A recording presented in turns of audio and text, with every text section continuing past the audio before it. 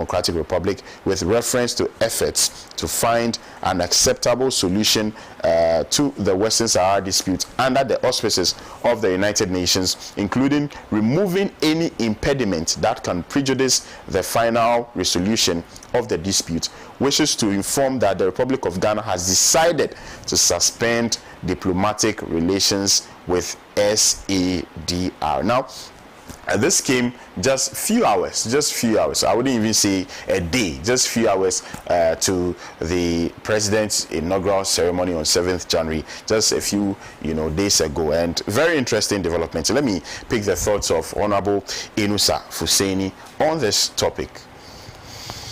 Well, thank you, Bless, and let me say good morning to our cherished viewers and to your good self, and to Comrade Kosi Pratt for the wonderful selection of topics, and particularly the Western Sahara issue.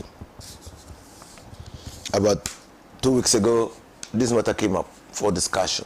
I was greatly educated on this platform on the position of the African Union on the Western Sahara issue and the UN resolutions that have been passed in terms of the recognition of the rise of the people of Western Sahara over their boundaries, and the fact that the Western Saharan issue clearly was an issue, or is an issue, that requires critical, urgent attention and a recognition by the people of Africa that subjugation, in whatever form that it manifests itself, must be resisted. For a very long time, as a student of history, we have, as a country, sided with the people of the Sahrawi Democratic Republic, Sahrawi Arab Democratic Republic, that is SADR, and have recognized their right to self-determination, largely for the reason that the area that is known and called the SADR was not and has never been part of Morocco. And that was quite elaborately stated on this platform by Brother Comrade Kosi Pratt and Elvis Bota, Doctor, in the sense that when the Spaniards, or Portuguese, packed their bag and baggage and left the area that was being occupied by them close to Morocco, the Moroccans simply annexed that part of the country. That annexation was declared illegal, and UN resolutions and the African Union resolutions clearly recognized the right of the Sahrawi Arab Democratic Republic to self-determination. It's been too long, since 1976 or thereabouts, that the decision of whether the people of Sahrawi Arab Democratic Republic wanted full independence or wanted to be associated with the Morocco was to be resolved by a referendum. The modalities for the referendum has never been agreed upon, and I was greatly educated by Comrade Kosi Pratt that the position taken by government, and particularly Nana Akufo-Addo, in severing ties, in Ghana severing ties with the Sahrawi Arab Democratic Republic, was the unique position of Morocco. That Morocco has said, let's explore all other options and probably make the Sahrawi Arab Democratic Republic, that area occupied by them, as an autonomous territory of Morocco. Now, fundamental issues were raised, and the fundamental issues have been captured in the insight, in the write-up. Because AU, to which we all subscribe, Ghana subscribes to, has a position. Can Ghana extricate itself from the position of the continental body that recognizes the right to self-determination of the Sahrawi Arab Democratic Republic? Has it changed? Has AU changed its position? Has a resolution been passed nullifying or reversing the earlier resolution by the UN recognizing the rights of the Sahrawi Arab Democratic Republic to self-determination?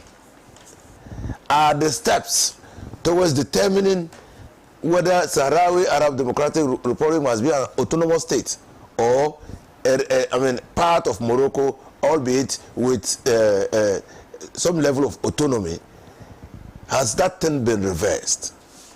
Has that thing been reversed? So I think that what Nana Akufo-Addo did, just about 2 hours to his handing over, or at most a day to his handing over of the reins of his government to John Dramani Mahama, was to put John Dramani Mahama in a very complicated situation. A situation that would require what Trump is doing now. Reversing that.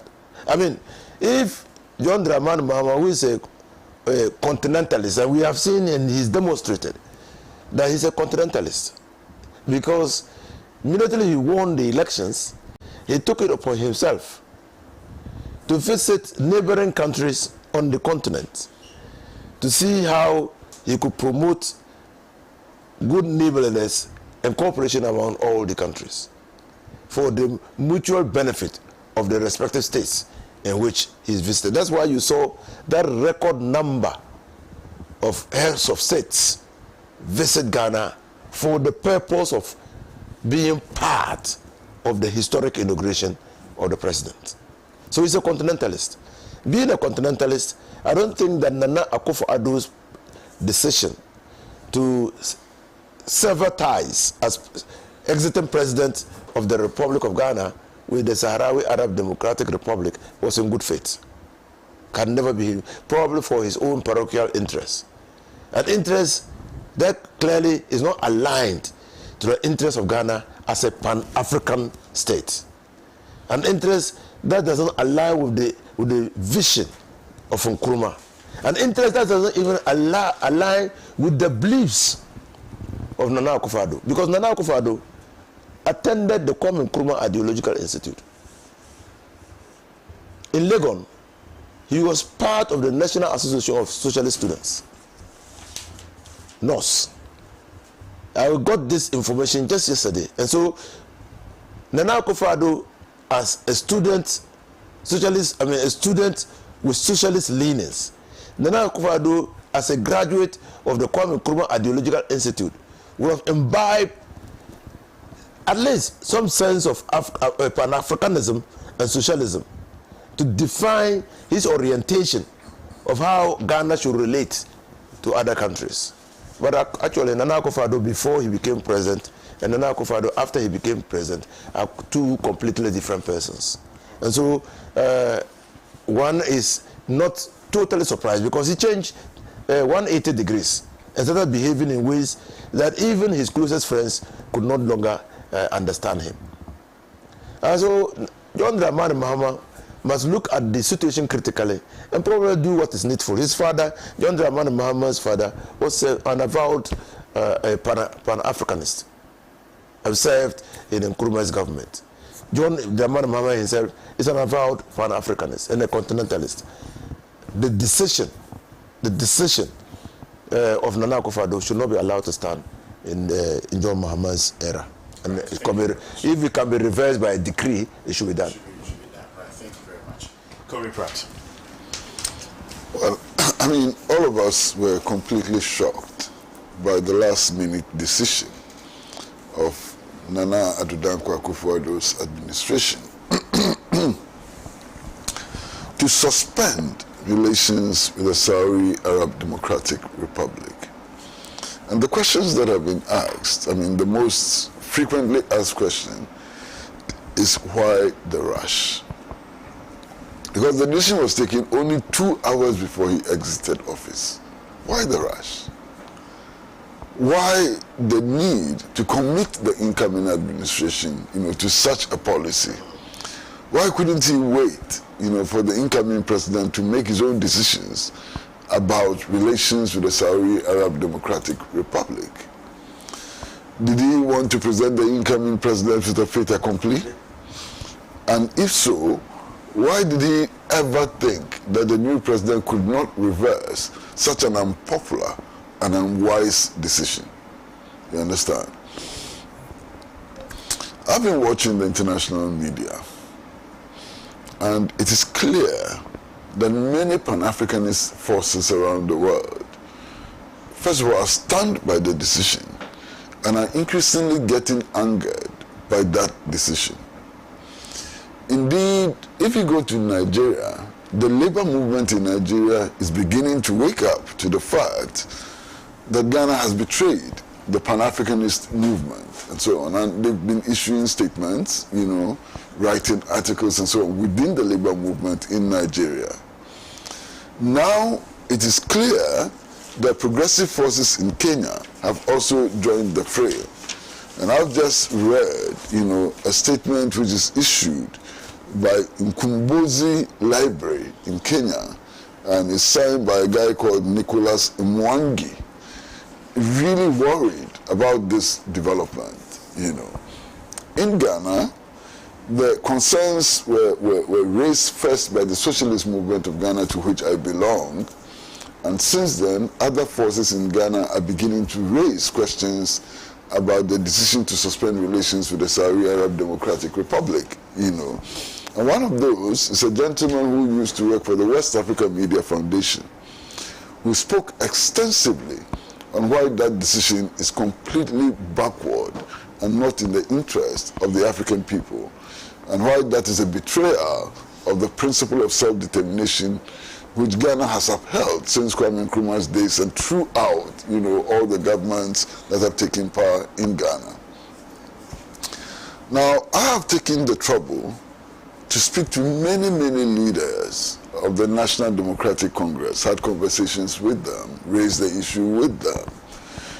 I've had the opportunity also of raising it with core members of the incoming administration. And so far, I haven't encountered one person who thinks that the decision was right. Okay.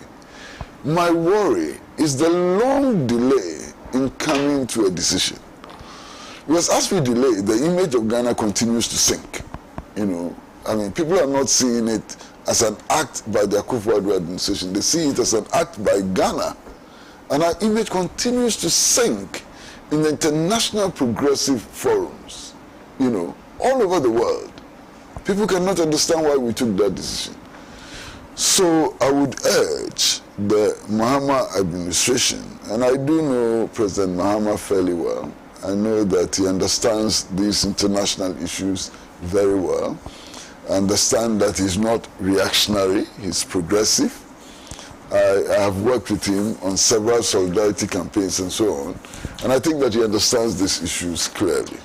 Indeed, I would be very, very surprised, extremely surprised, if the President Mahama I know does not reverse this decision. I would be so very surprised, because it would not be the Mahama I know, you know, to stick with this decision.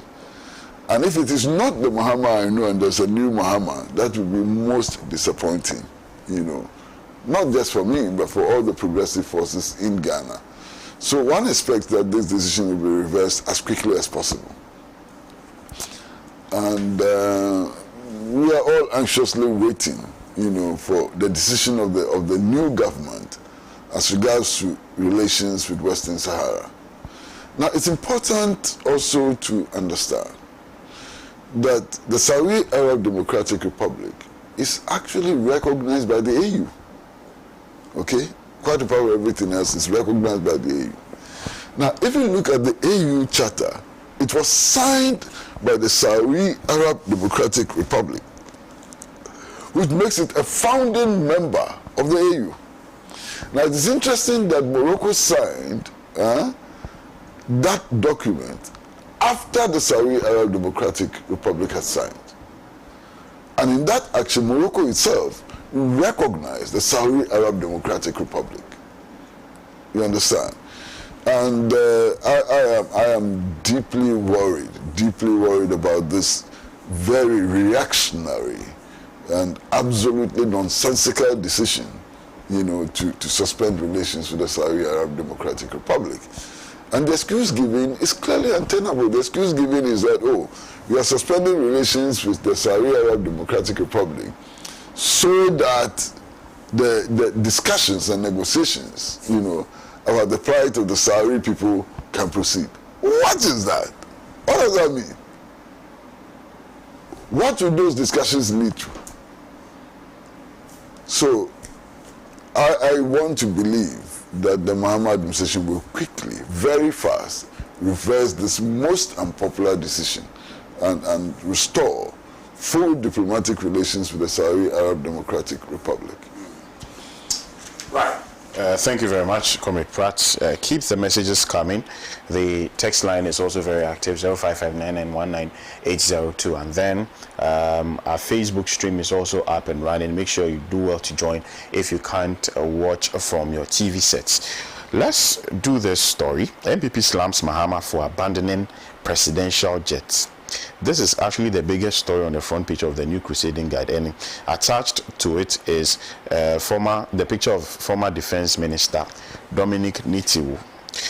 Now, there's precedent to this story for the fact that only a few months ago, our former president, Nana Addo Dankwa Akufo-Addo, he was traveling around in private jets at cost to the state. That expose, I remember, came from the Member of Parliament for the North Town constituency, Honorable Samuel Okujeto Aplakwa, where he even detailed the type of private jet he used and the amount, that was paid per hour and everything. Right? Our new president, John Dramani Mahama, it's understood, also travels out of the country, not in the presidential jet, and that has given the MPP some cause for worry. Let me read just an excerpt of the story. It says, former Minister of Defense Dominic Nitiwu has raised concerns about President John Mahama's decision not to use the presidential flight for official international duties. Mr. Nitiwu confirms that the jet is in good condition and should be utilized rather than opting for alternatives such as commercial or private flights. In a statement on the floor of Parliament yesterday, Wednesday, January 22nd, when a communication was read informing the House that President Mahama was traveling to the United Arab Emirates, members of Parliament from the New Patriotic Party questioned the mode of transport the President was using for the trip. The Minister Designate for Roads and Highways, Kwame Govins-Agboja, clarified that the President had used a commercial flight for his journey. However, Dominic Nitiwu criticized the situation, calling it offensive that a presidential jet, which is reportedly in pristine condition, is being ignored. Anytime the president jet was not available, the communications squadron jet was not available for whatever reason, the former president always rented it and used it. The difference today is that the current jet is serviceable. It can move, it is working. It is wrong for the President of the Republic to be going out on commercial jets when the jet that Ghana uses our money on to pay for and buy is available and is working, he said. This is an excerpt of the story, Dominic Nitiwu saying all of that. And also, I think the Member of Parliament for the Nsawam-Adoaje constituency, he also came out to say that the former President Akufo-Addo would never travel in his brother's private jets. I mean, whatever that means. But let me hear from you, Honorable Yunusa Hussaini, on this story. Well, you see, sometimes when you hear such stories, you have to restrain your anger. And because you see, because we're in a democracy, everybody is entitled to express his views, and so you must respect the fact that somebody has expressed his views. But this is absolutely bonkers.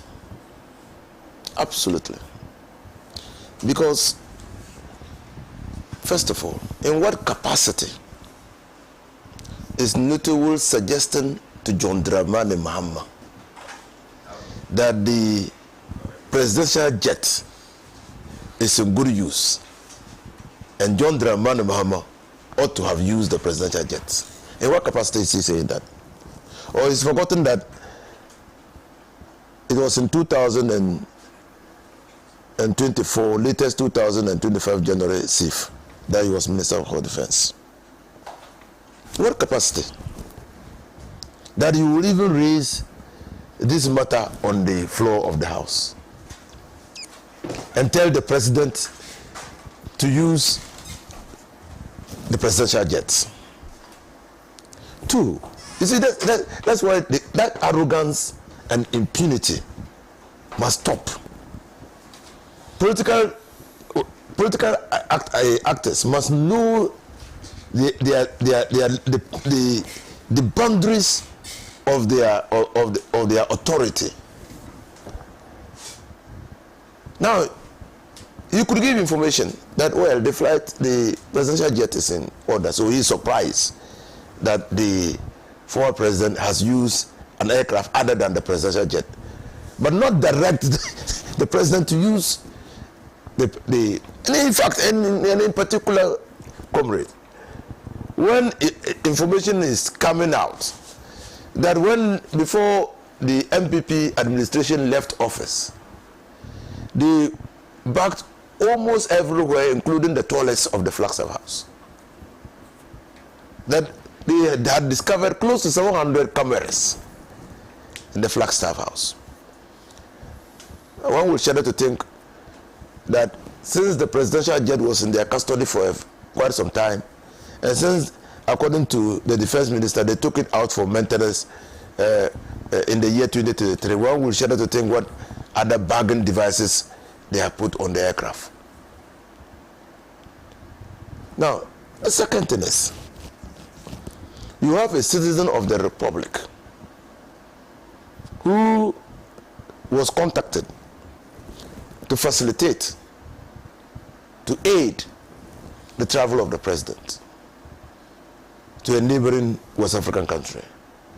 He put his aircraft at the disposal of the state without charge. I mean, it reminds me of what is it Kennedy or who said, ask what you can do for your country and not what your country can do for you. So he put his aircraft at the disposal of the country, and the president traveled with it. Now someone is questioning the gratuitous offer of a dutiful and responsible citizen of this country, but refused to question the exorbitant travels, in fact, justified the exorbitant travels of private aircrafts by the former president. This is dishonesty of the highest extreme. And he calls for sincerity. Sincerity. What is sincerity in what he has said? What is honesty in what he said?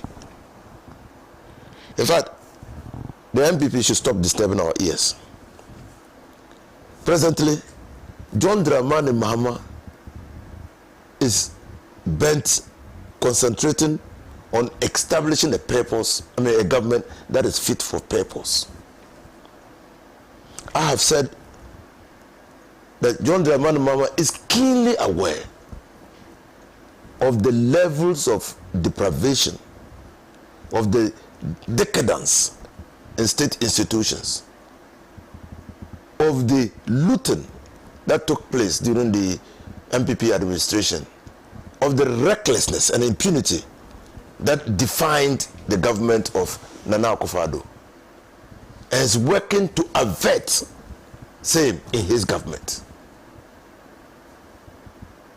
I think that we all owe it a duty to ourselves and to this country to help him succeed in a way as not to descend further into the abyss that Nana Akufo-Addo and his government sunk this country in. I don't know whether when Nitwood looks back, he doesn't see the seats of the MPP in the minority, and whether it has not struck him that it is the arrogance of power that led to that result, that decapitation of the MPP. Doesn't see it. That MPP and MPP members of parliament and ministers of state and actors could justify the president's act, including justification of renting aircrafts to go outside the country to watch football matches. That they didn't see anything wrong with those things. Ibrahim Mahama gave his aircraft for the president to use for free. And that aircraft, in fact, when this matter came, they released social media, saw on social media the same aircraft being used by ministers of Nana Addo Dankwa Akufo-Addo's government in the past for free. That was not a problem. All I will say in conclusion is that I think that the conclude this matter, and I've seen Brad Simmons' text. To conclude this matter, we don't want, as the president said when he was swearing in the ministers of state yesterday, accountability should define the work of his ministers, and also should be a value that we must all pursue in this country. And it is in that light that I support what Brad Simmons said. We don't want hidden costs for the use of the aircraft. We don't want a hidden cost. And if there's a hidden cost, it could be scandalous if after all this discussion, it comes to light that the use of the aircraft was paid for by John Dramani Mahama. It could put him in the conflict of interest situation. We don't want that. So all that we want is for either Ibrahim Mahama or the presidency to issue a statement clearly indicating that the aircraft was used by His Excellency the President at no cost to the state. That was Ibrahim Mahama's contribution to the growth and development of this country, so that it can put the matter to rest. But Little Wool must spare us this nauseating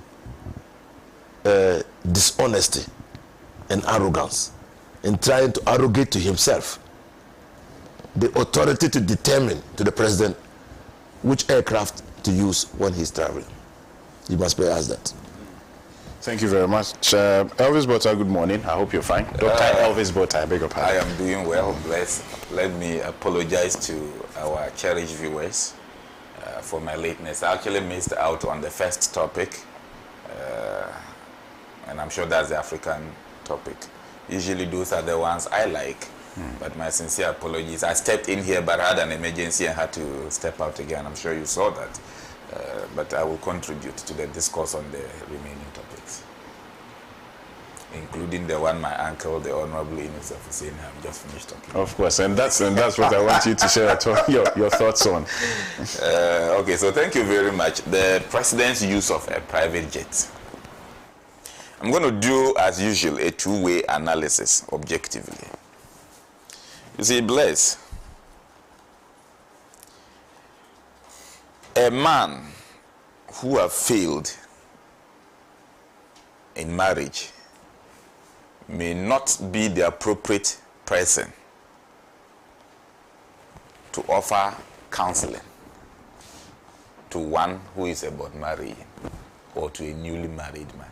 Counseling. It is why I have a problem with my church, the Catholic Church, that an unmarried Catholic priest is the one who must counsel me about marriage and how to keep my wife when I'm about marriage. I have a problem. That's at a very personal level.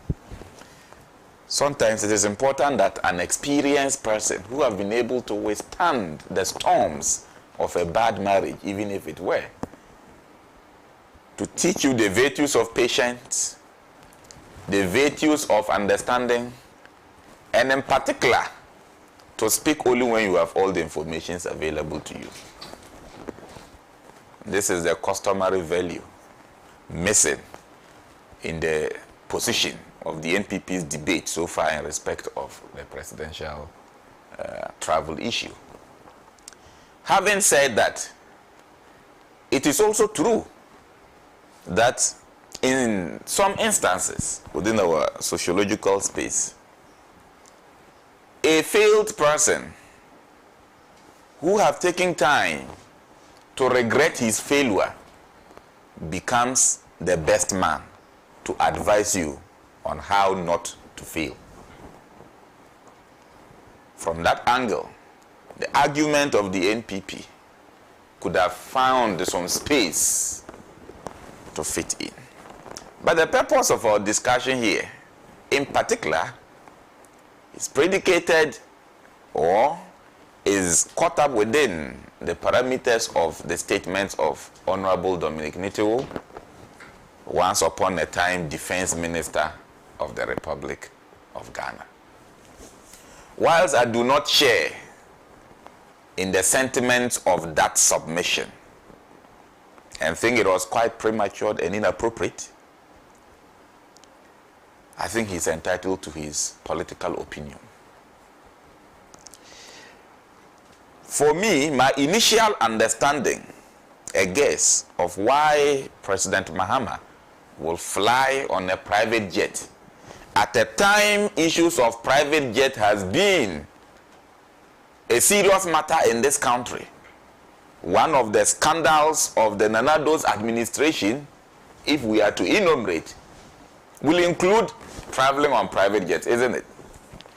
So why would our incoming president, or why would, in fact, our now president of the republic, substantively, begin to travel with private jets?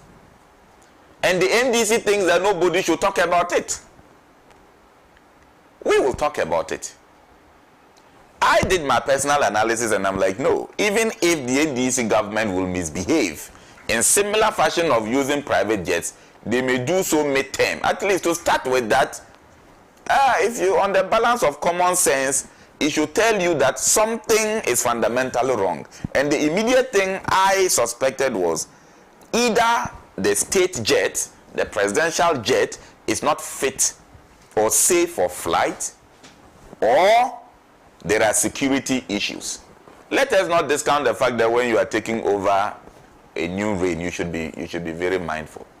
Bless, if they change your position in Pan-African television to a different office, say they make you the general manager, one of the most reckless mistakes you can make is to just go in that office and jump on the seat.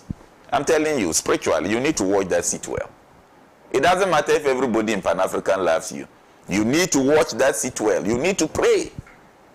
You need to seek protection. You need to be vigilant. Vigilance is what I'm talking about. So, not traveling with a state jet, could it have been an act of vigilance? Could it have been an informed technical security issue?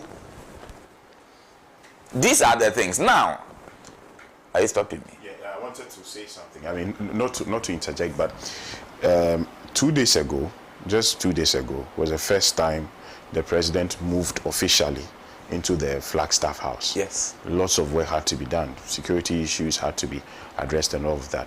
Could that not be a similar reason for which this exactly the point I am making, that there are varied issues. But you see, the problem with governance, and this is why I'm blaming the new government of the NDC. It's communication. The problem with governance in this country in some instances is lack of transparency in our communication.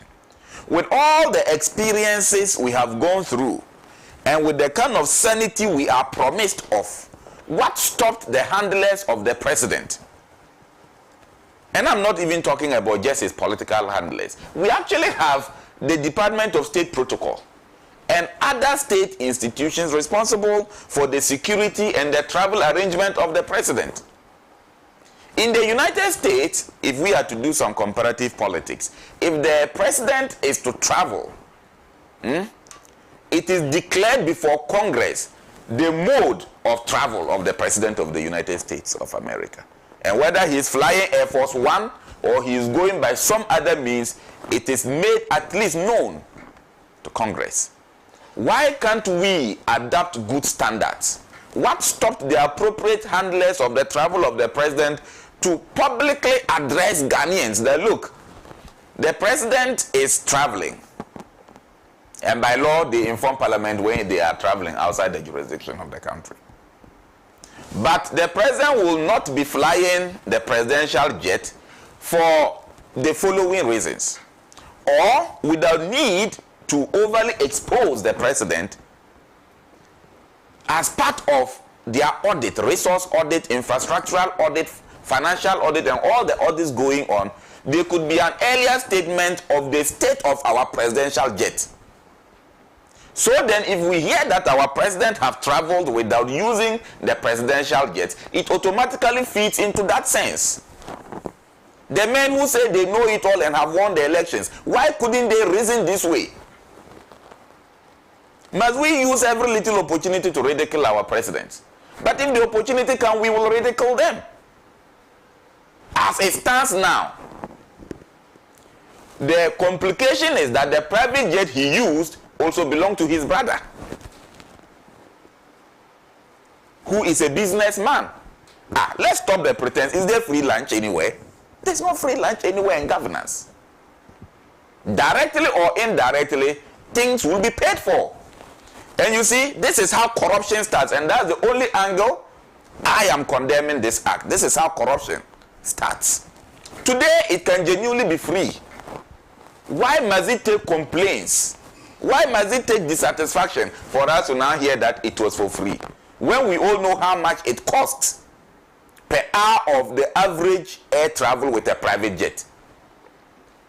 Look, the President, His Excellency John Mahama, have campaigned on grounds that he will reinstate the principles of probity and accountability and transparency and governance. All of these things are necessary components of that. And the handlers of him must be minded, and he himself must be extremely minded, having had. You see, for me, I've been saying that His Excellency John Mahama is the right man at this point to change the narrative of governance in this country. Not because he's a superman, but because he has had the opportunity, and let's agree he failed, but if at all that was failure, he has learned from failure. So he is better placed. Are you getting my argument? So what is this?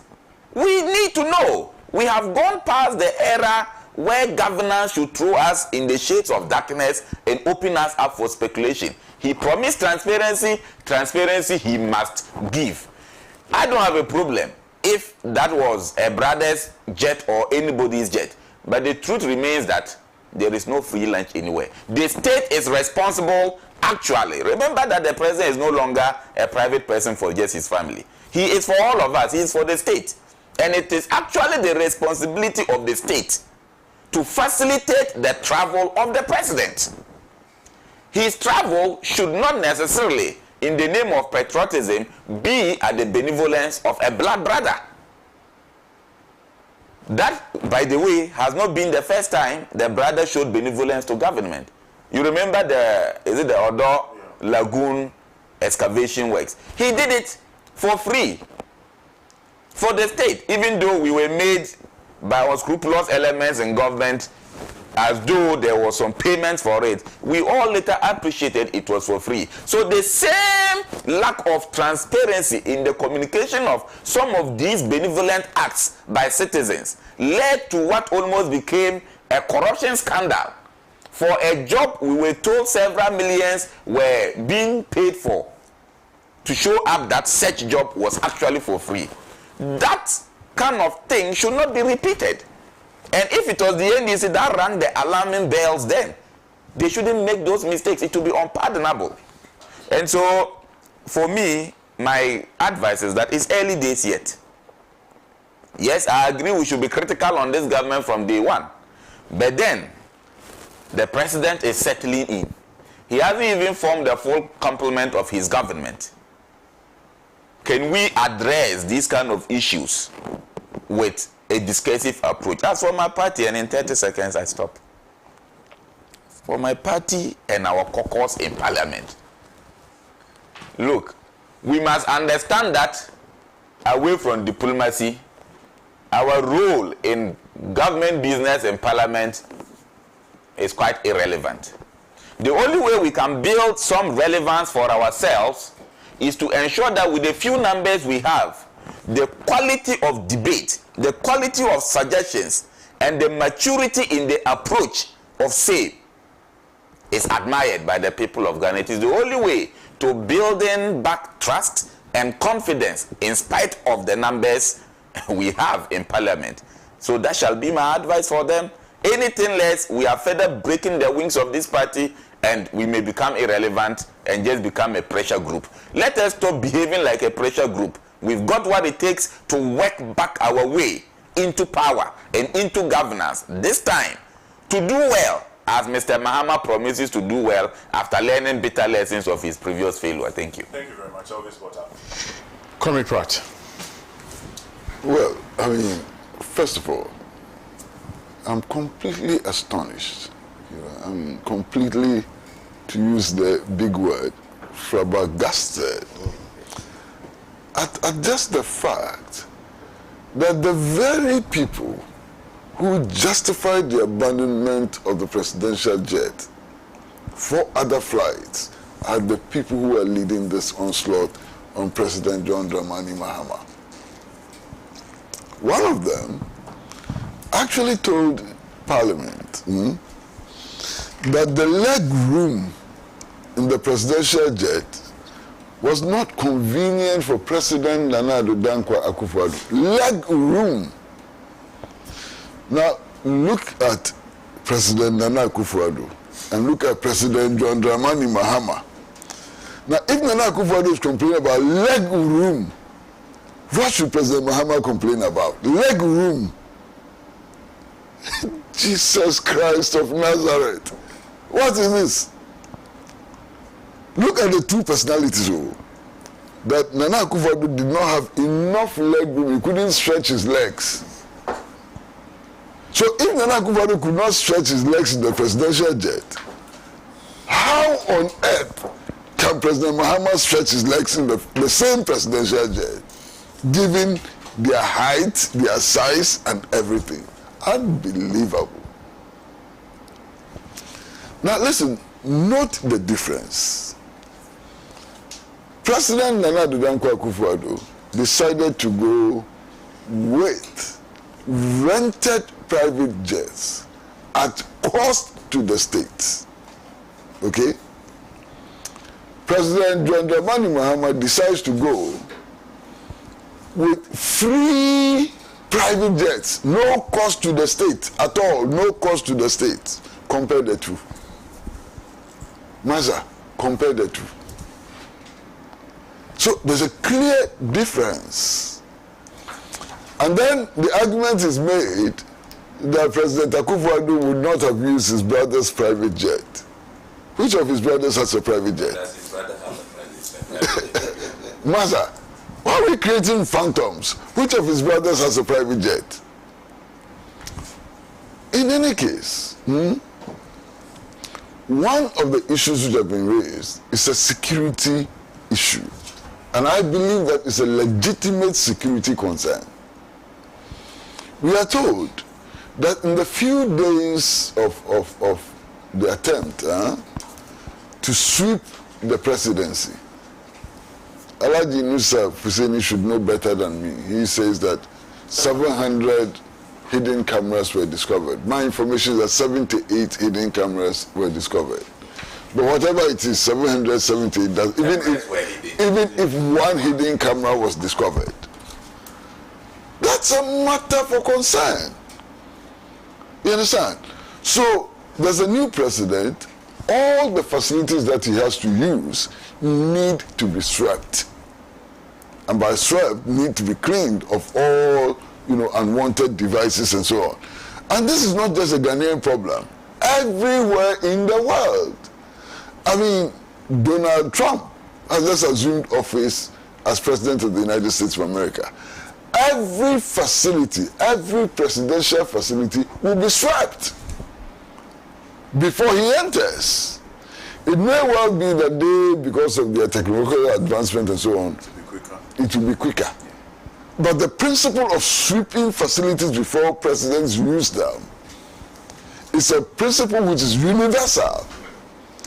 Now, if in sweeping the Flagstaff House, they've come across hidden cameras, why wouldn't they sweep the presidential jet? Why would they not sweep the presidential jet?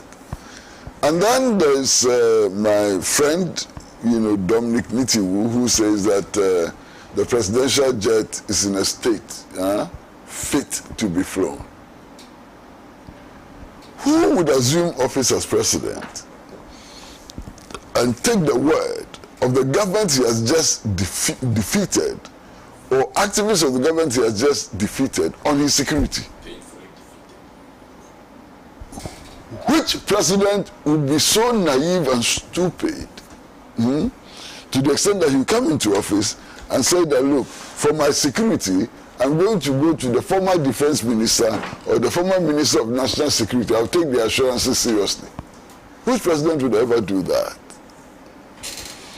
To the extent that is possible, you understand? To the extent that is possible, I will go along with my brother Elvis Bota, that the president at all times, where there are state facilities, should use state facilities instead of private facilities at all times.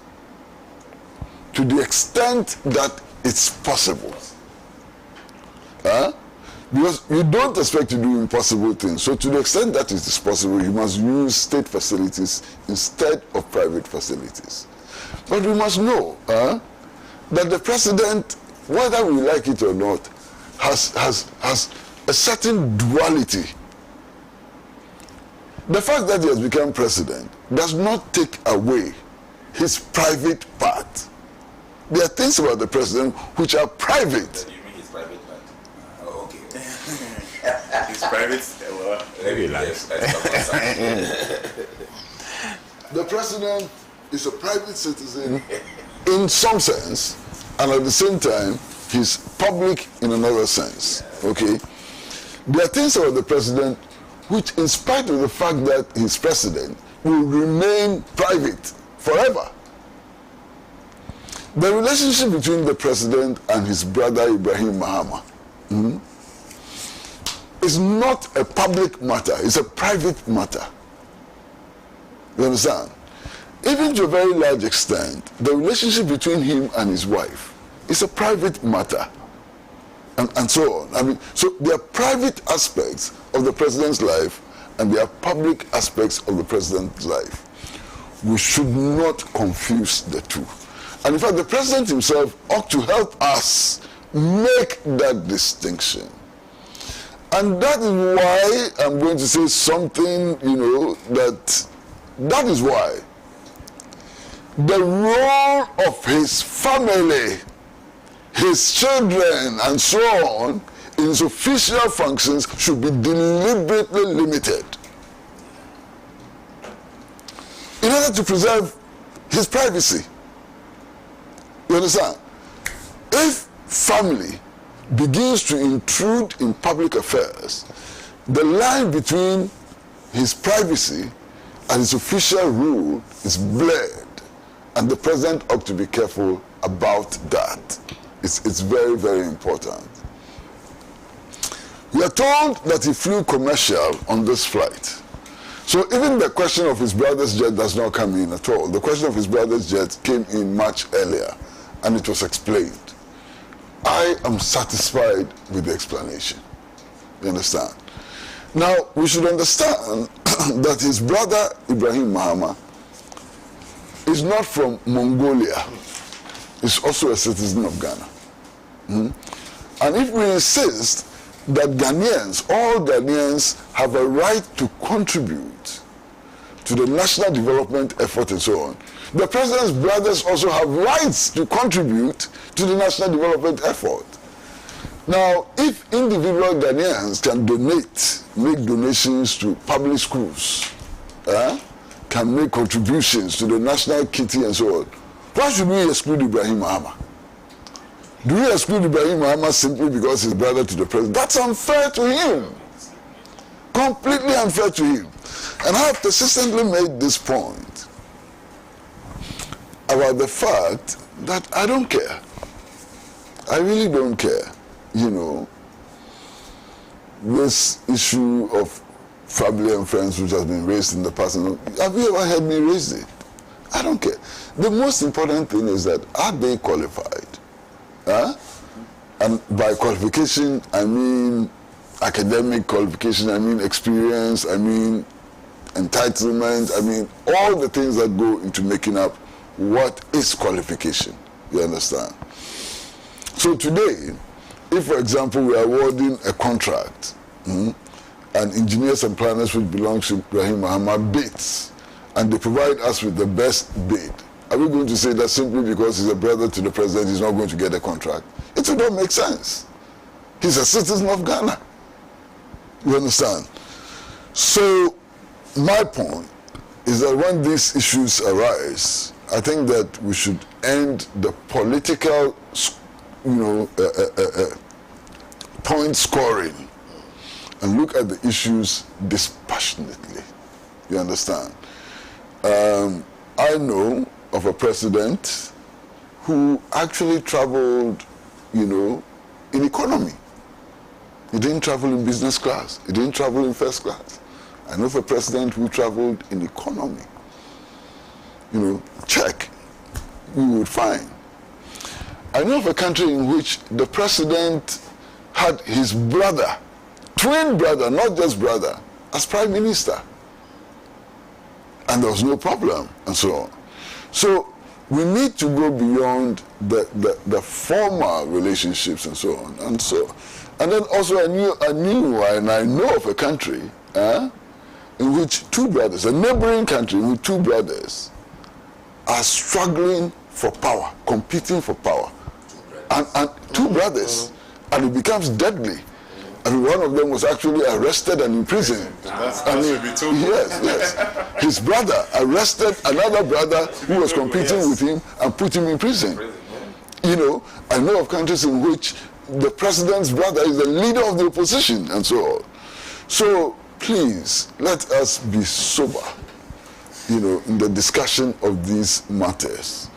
And for those who claim that President Akufo-Addo did not have enough leg room in the presidential jet, they should obviously know that if Akufo-Addo did not have enough leg room, Mahama would also not have enough leg room.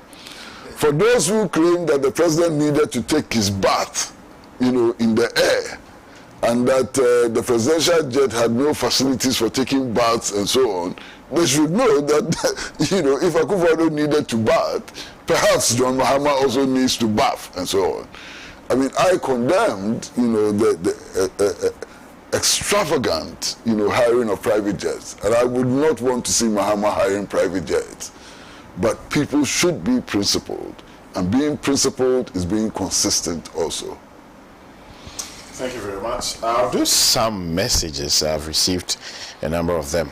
Good morning, bless. I'm Sam from Laboni. We were in this country when this same presidential jet was given to Liberia President George Weah. What was the cost to Ghana, as people are claiming? What is actually wrong with President Mahama using his brother's jet? President Mahama has been using this jet before becoming president. Thank you. Good morning, bless. In which capacity is Dominic Nitiwu talking about the president's use of private jets? We're all aware of their activities against the president. The micro-minority should be mindful of their dishonesty to Ghanaians. NDC is too quiet in telling us the dubious activities of the MPP while in the Jubilee House. NDC, your communication mechanism is getting weak. Wake up. Suleiman Abudu from Damongo.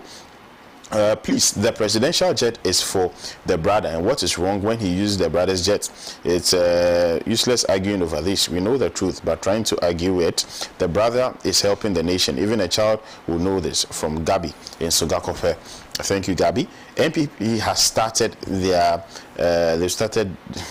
Okay, they started their things again. Could you believe when Ibrahim Ahmed took his machines to work on the Odo River, MPP were accusing him, but later MPP used $48 million shared between themselves for the same job, and they kept quiet about it.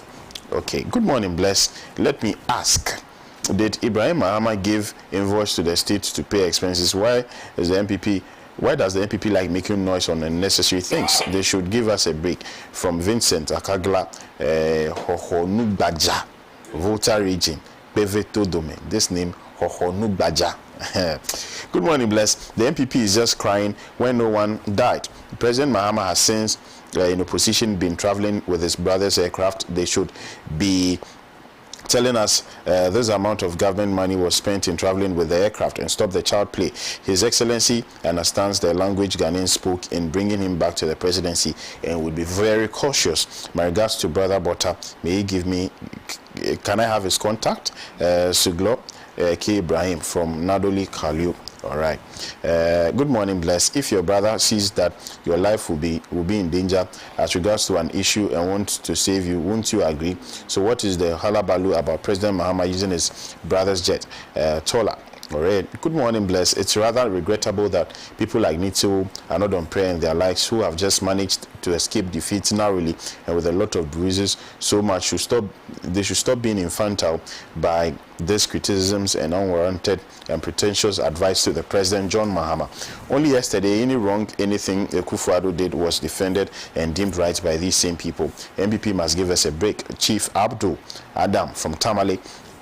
Good morning, Bless. My regards to your guests. President Mahama's team for the constitutional review is indeed solid and balanced. Their expertise and experience will undoubtedly lead to a thorough and impactful review process. As they embark on this crucial task, I join you in wishing them all the best. Their success will undoubtedly contribute to the growth and development of our nation. Seidu John Paul sent this one. Bless. What kind of democracy are we practicing in Ghana when legislators are given ministerial position, which I know is the position of the executives? Can your panel help me to understand? From Dauda Suale in Yendi.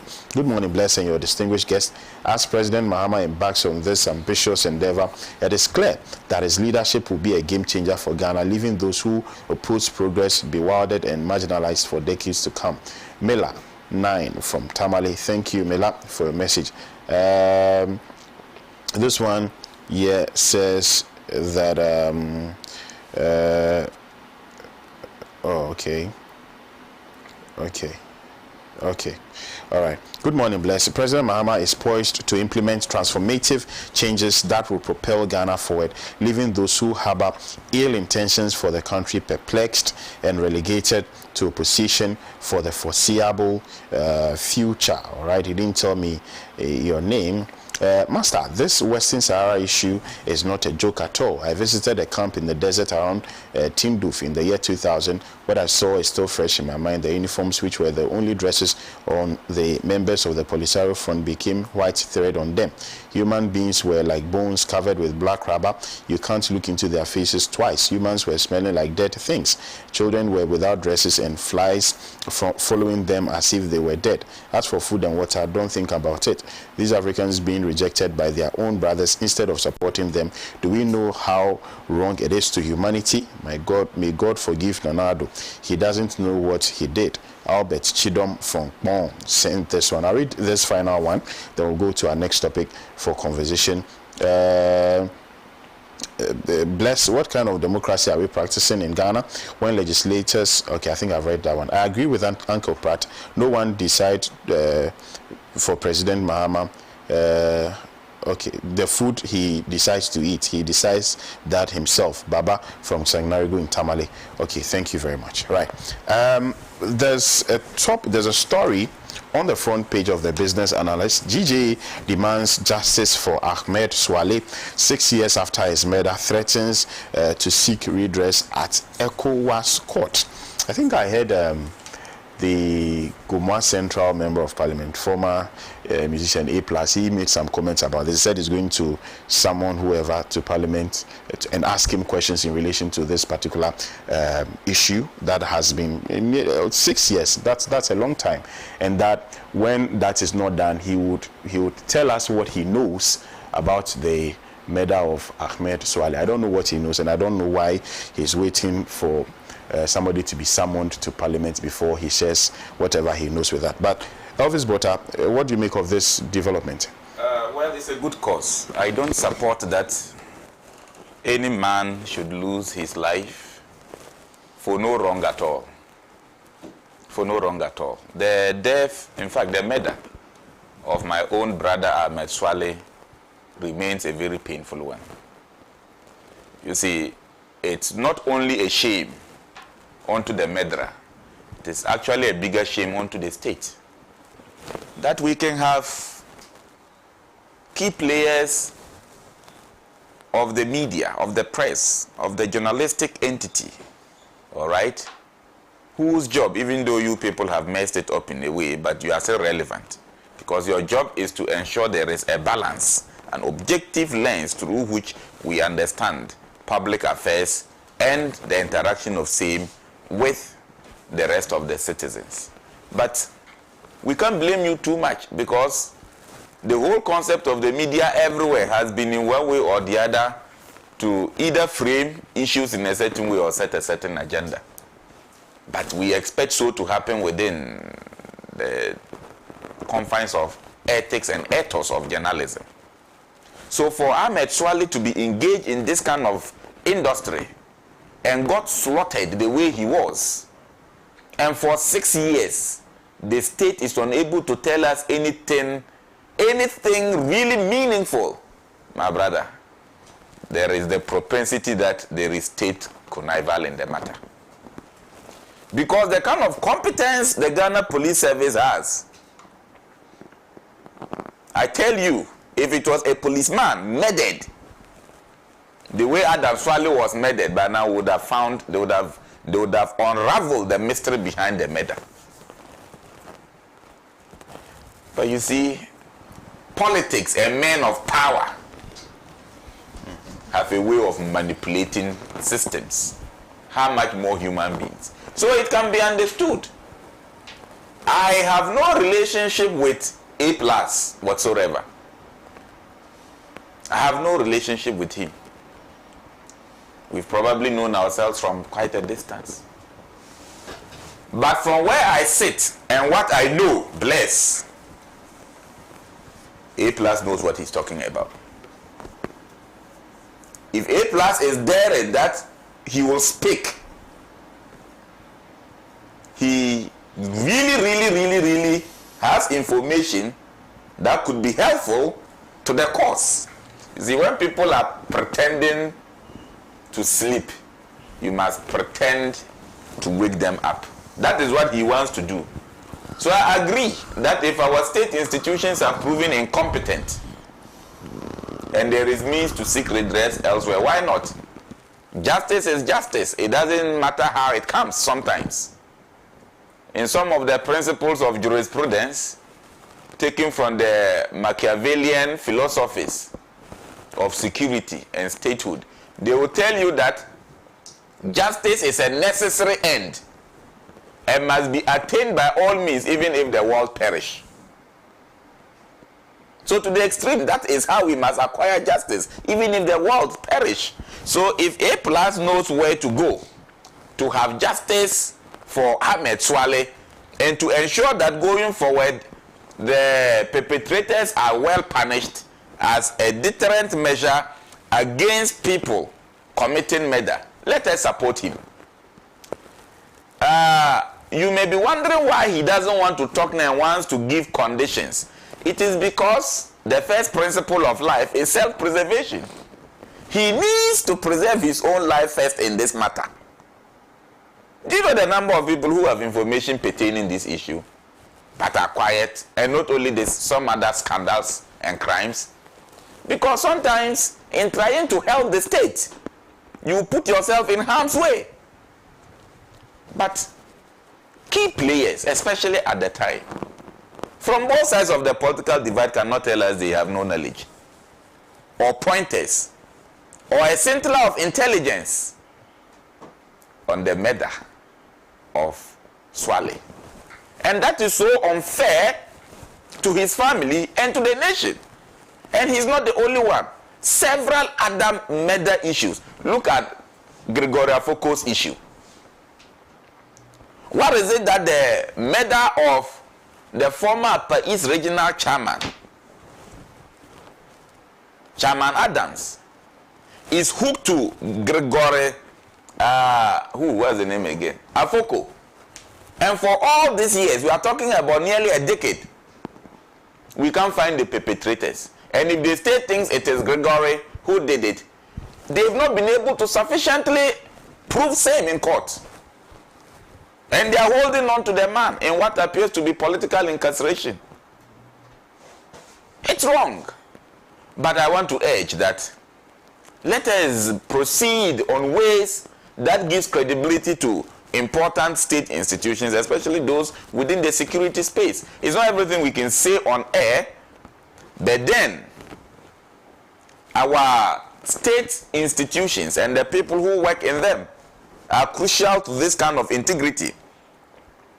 And that is why the appointment His Excellency President Mahama is doing must be guided by the shared need and zeal to achieve deliverables that inures to the national interest of the state Ghana and not even individual interest. So far, quite good. Let's just hope that the disappointment don't come. My appeal is that as he continues to fix people in important state institutions, and maybe to conclude on this digression, I am throwing out a very passionate appeal to His Excellency. The member of parliament for the Nadoli-Kelio constituency, where I come from, now I the one cry my own cry small. Honorable Anthony Arasoma deserves an appointment. I know many others do, but the young man won 100 over 100 polling stations in the place. He defeated me in 2020. It was a landslide defeat against me. It tells you the constituency have confidence. He did better than Bagbin. When Bagbin contested. I said he defeated me in 2020. Yes. As whether he did better than Bagbin. Yes. With my contest with Honorable Alban Bagbin was very slim. But that of Anthony was really a huge margin. Gap, right? We don't need to go into the merits of it. But I'm saying that in the interest of Nadoli Kelio and the youth, this young politician should be given space in this government so that the young men in Kelio, the young men in Sankana, the young men at Koku, Tanasi Cherkwan will get some good leverage to find jobs. The misery in Nadoli Kelio is not too pleasing. Right, thank you very much. Thank you. Elvis Bota. Honorable Yunusa. A good deputy ministerial appointment will work for us. Oh, thank you so very much. That's an impassioned plea. And the future of this country rests with the young men. And so if there are opportunities for young men, they should be given. When the future of this country or the history of this country comes to be written, it will be dominated by young men who exhibited courage in the face of adversity to redeem this country. And so I support you entirely. In fact, that's the reason why after 4 terms in Parliament, I voluntarily stepped down from Parliament. Yeah. I thought that it was important to give up-and-coming young men an opportunity to serve. I mean, so I agree with you. And the man you gave the opportunity is doing well. He's doing well. And in fact, because I gave him an opportunity, he's now a minister. Yeah, so clearly, I mean, so I agree with you, and I pray that he catches the eye of the appointed authorities. I just need to arrange for you to take myself and my brother Anthony to His Excellency. Now, so talking about Ahmed Suale, master here, has practiced his profession for so many years, many decades. Thinking about Suale and what happened to him, I shudder to think about the the things that Comrade Pratt went through in practicing his profession. You're a young man also in that profession. That profession, it is not for nothing that it is called the fourth estate. You have to help hold governments accountable. And especially in a parliamentary practice like ours, the media are crucial partners in exposing malfeasance in government. So one can understand why politicians in power are not friends of the media. If the media allows itself to be befriended by politicians, we have the kind of rot that we experience under Nana Akufo-Addo. That's what we have. Because the media ought not to be friends. I mean, and you can even see it from established democracies. Yeah. That even Donald Trump was prepared to blacklist some journalists from appearing artists because they will ask all the critical questions. And by asking those questions, they put their lives at risk. But then comes in the state. The state has a responsibility to ensure that anybody going about his trade or business in the state is protected. That's the responsibility. So when the state is not interested in protecting the lives and liberties of citizens, Ahmed Suale happens. Or Simon, what is his name? Happens. Techima happens. Killing of people during elections happens. That is when the state fails, neglects, or refuses to perform its duty to the citizens of a country.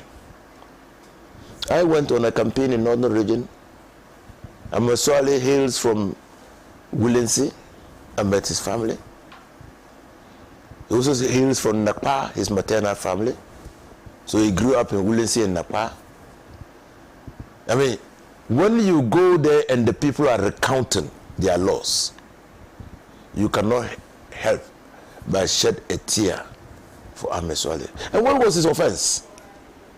Because he, together with his brother, Anas Armiya Anas, attempted to expose the rot in society.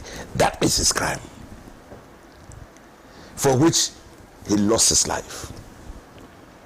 You see, when injustice becomes the norm in a country, people must be prepared to fight that injustice, even if it means losing your life. Because you are fighting the injustice for the betterment of the country. And for me, I always say that people should always go back to our motto. Maybe every day when you wake up, take your motto, Ghana flag or what, coat of arms, and read that motto. No, they've stopped singing the national anthems in primary schools now. Freedom and justice. Yeah. That's our motto. Nkrumah said, we the people of this country must be free. Free to choose what we want to do with our lives within the context of the law. Freedom. It was free. When you are talking on Pan-Africa, you must not be looking behind your back to see when you step out of Pan-Africa whether you were arrested or not, provided you are speaking within the law, because you have rights to do that. And when you are held down by private individuals or the public, the state, the laws, the courts should vindicate your rights. That's what comes across, freedom and justice. Yes. There are twin pillars, twin values of this country. How come that 6 years after the death of Ahmed Suale, his family cannot get justice. How? It's not that the guy was engaged in any criminal activity and was killed. Those armed robbers who were shot dead on the roads, who talks about them? Who talks about them? He was engaged in his lawful trade, and that's why in resetting Ghana, in the manifesto of the NDC and the Justice for All, Ahmed Suale finds expression in what NDC will do. We open investigations into many unresolved cases. We call them cold cases, including the Ayawaso West Wagon election violence. Democratic right, the right to choose, is so fundamental that it underpins the liberty of the individual. You should be free to choose who you want. I should be free to choose who I want. No interference, no coercion should be applied. No force should be applied to prevent me from exercising my democratic right to choose. Liberty. 2020 election killings. Unresolved murder of Ahmed Hussein Suale and Silas Wule Chemi. And so, one of the early acts of Nana Akufo-Addo, because he spoiled this country, his name is refusing to go for our mouths. One of the early acts of His Excellency John Dramani Mahama has been to direct the Inspector General of Police to open investigations into these cold cases. And I've read a report that the Inspector General of Police, Dampare, has started and has set up the SIT, Special Investigation Team, to look at all these cases. There are even many cases coming up. In the just ended elections, somebody, the regional organizer of the MPP, in the company of the elected member of parliament for Tolon, and the metropolitan chief, the district chief executive, who was my student, who I taught in school, killed somebody in Yampala. That is part of the cases that will be investigated. Right. Thank you very much. Finally, coming back. I'm fully convinced that Ahmed Suale was killed because of the work that he was doing. I mean, if I look at the circumstances, as a non-professional investigator and so on, all the circumstances point to the fact that he was killed in the line of duty. And I think that it would be a huge injustice if the Ghanaian society does not pursue this investigation to its logical conclusion. And I fully agree with the Ghana Journalists Association that we need to open the investigations into the brutal murder of Ahmed Suale. Right, thank you very much. I still have a few minutes. That was very brief from... Because we didn't have yes, I have 3 minutes more. I'll use that to read a few messages. This one here says that, good morning, bless. So far, all nominees deserve commendation for their insightful and impactful contributions at the vetting committee. Their remarks resonate strongly as they align with the vision and priorities outlined by President Mahama. The President's focus on improving the living conditions of citizens and restoring the economy to its former glory is both timely and necessary. Solomon Jagri from Kusunu, may Almighty God make H.E. John Mahama succeed, but the future of our party is now in the hands of the appointees. They should serve well to make 2028 elections easy for us. Elvis your level of analysis, like lecturing the future generation, Mr. Pratt can rest later because we found somebody who is worthy to fit in his shoes. Okay, Elizabeth Amwa says good morning, watching you from Takrady. Abdul Rashid Jibril Sawadogo says good morning, great job guys, watching you from Syracuse in New York. That's all time will permit us for this morning, but on this day, some 63 years ago, Honorable Yunus Afuseni was born. Today is Honorable Yunus's birthday. He has been so quiet about it. You have killed me. Because you have to before. Yeah, he must I don't celebrate birthdays. But today is your birthday. I don't celebrate birthdays because of we will celebrate. But you are so quiet about it. it's a day, every day is a birthday for me. It is not every day can be. It's a day the Lord has made. For nothing go through the particular Friday, yes. I don't celebrate birthdays. You can't sneak into the studio and just run away. Happy birthday, Honorable Yunusa. Wish you more of same. I mean, but you're looking good for 63. You're looking friendly. Yes, of course. Yes. Right. Thank you so much. That's why I gave opportunity to. But we are living on borrowed life. Exactly, that's true. Right. I'll see you tomorrow on the Friday edition of the show. Do have a pleasant day. Bye bye.